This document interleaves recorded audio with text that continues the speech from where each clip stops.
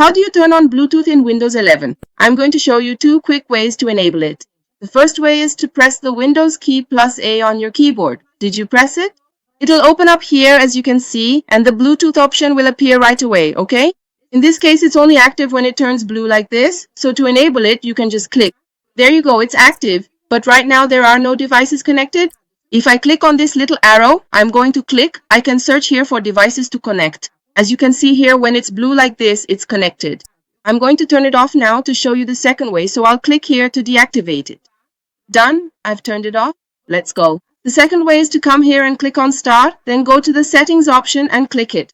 This menu will open, and in this menu on the left side, on the left sidebar, you'll see the Bluetooth option, okay? You can click on this option. Notice that here it's turned off, okay? It's deactivated.